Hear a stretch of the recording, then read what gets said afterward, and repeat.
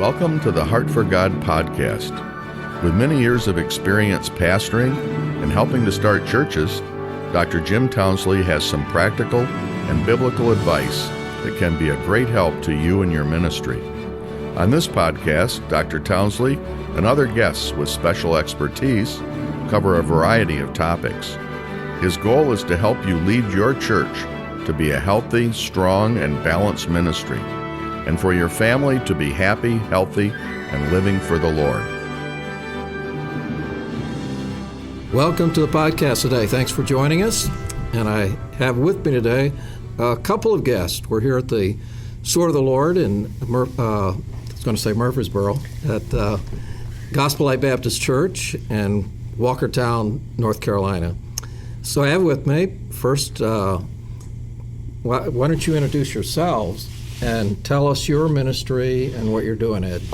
Well, my name is Ed Russ, and we represent Faith Music Missions based out of Evansville, Indiana. David, you want to introduce yourself? Yes, I'm David Chamberland. I'm the staff musician at Faith Music Missions. Also, I've been a church pianist for almost as many years as I can remember.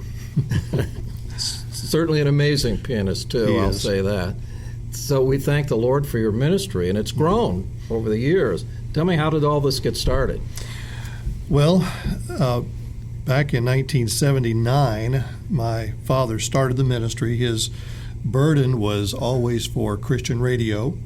His background was in secular music, and when he got into the ministry and his desire to produce good music, the radio station never really materialized. So he used his background to start producing Christian recordings, because I guess in his words from many years ago that I remember was that a lot of good music in our churches, a lot of good people, but no one was really producing anything of quality.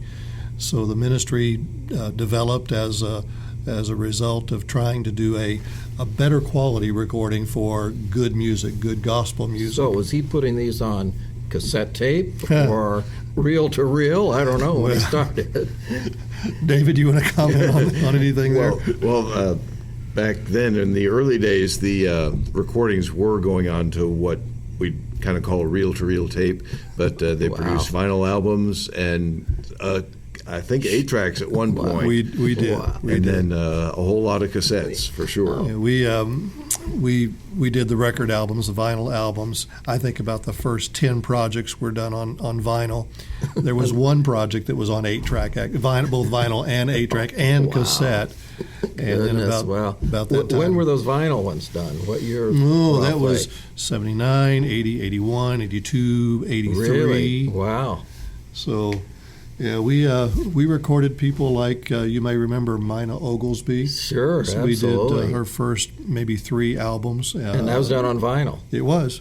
Wow. Geraldine Reagan, and yes, if you might remember her, and of course all of my dad's projects, several, and. So it was Geraldine and Ricky. Is that? Yes, but it was an album of original music that we were producing, and Geraldine Reagan was doing the singing. So there was no ventriloquism. Oh yeah, I guess it was a music radio project. That might be a little difficult. Yeah. But then we got into the cassette, not only just recording the music, but it was all delivered on cassette tape. And so our ministry, we had duplicators, winders, the shells. We did all of that because in those early days we couldn't get enough music out to support what we were doing. And so this bright idea of blank cassette tapes that ended up going all over the country and helping churches with their sermon tapes and things like that. Yeah, we had the equipment to make custom length cassettes, so a lot of churches use those, and we sold them to another place who sold them out all over the country. To duplicate it, did you do one at a time, or did you have multiple ones you could do at once? We had bin loop duplicators, so the cassette tape was on a big pancake of tape, and you could run 3 pancakes on one machine, or at least what we had. And so it was all duplicated outside of the shell and then loaded in. It was a little manufacturing plant. Wow. So, but I'm glad those days are gone. Yeah. And those duplicators would put a signal on the tape itself to tell the loader where to cut the tape and where the beginning of the tape was and when to load the next shell. We've come a long way from that. Thank the Lord. Well, Yes. our burden was not cassette tapes. Our burden was the music. So And that is a challenge, and probably more than ever a challenge today. I think it always will be. Yeah. But you just have to produce good material and the right material and do it in the right way. So you have people submit things. You're doing stuff for other people, not just out of faith. That's correct. Yeah.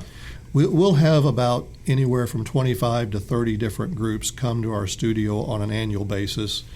Some of those people, they roll over. They may come every 18 months and do a new project, and then we So get you new do all people. the recording there, and you've We got do the all of equipment. it right there in Evansville. Yes, sir. Of course, you've gone on the road, I know, at least once, because you came to Connecticut. We and did. Yep. We do that produced a little bit. Yes. We do things like that. We'll go on the road because it's a little cheaper to bring us to you than it is to bring your 50 people to us. And I think that was the nature of the recording we did with you folks. You had a lot of people involved. It's true. So Yeah, it would have been difficult for us, so we appreciated that. So we're at a point now, people are not buying CDs, and they don't even have a CD player. So Yes. how do we transition that? How are people picking up that music? Brother David, I'm doing all the talking. You need to say something there. So Well, there are still some people who are driving those old cars that they hope will never die that have CD players. Okay. Yeah, we're starting to release music also on USB thumb drives. So that's at least a convenience for now. We don't know where it's going to end up. And we're also, we have a streaming app, the Faith Music app, where so much of our music is available there just for streaming for a So they can subscription. pick it up there with a subscription. Yes. yes.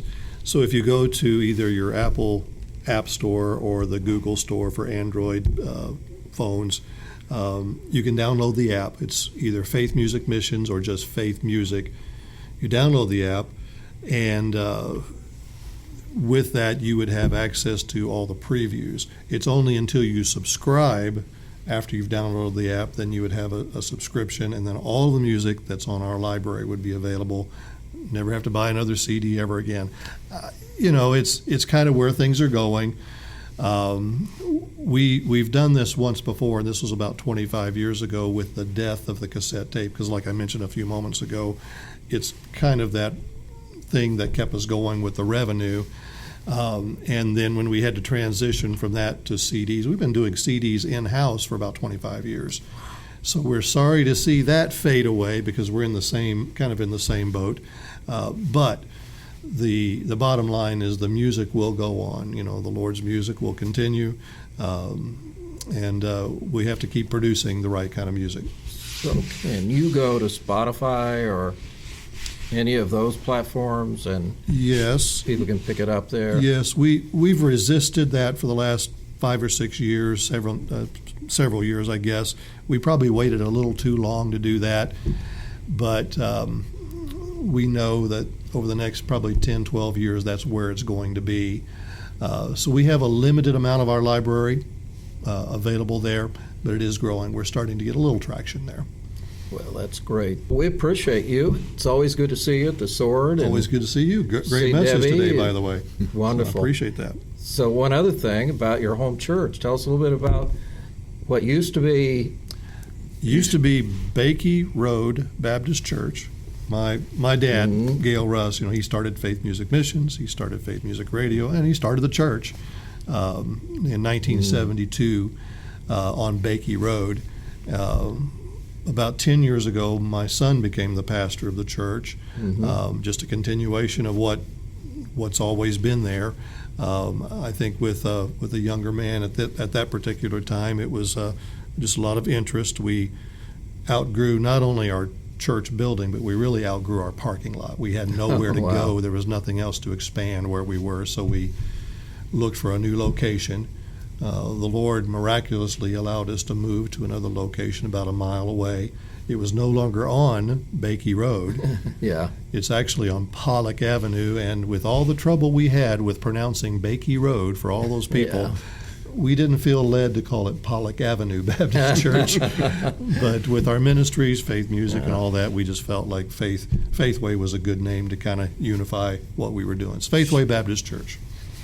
Well, my son-in-law is in Leesburg, Virginia. Oh, okay, good. Same name, which I guess he got from Michigan. I don't know. Yep, I probably could be. Yeah. Well, thank you very much. It's been a blessing to be with you guys again and to be here at the Sword Conference and to give us an update. I learned a few things about your ministry right here, so Well, good. hopefully that'll be a blessing to some people. Well, thank you for listening today. God bless you. Have a good day. Thank you for listening. If you enjoyed the podcast, consider sharing it with a friend. You can also follow at Dr. Townsley on Twitter or on Facebook at Jim Townsley.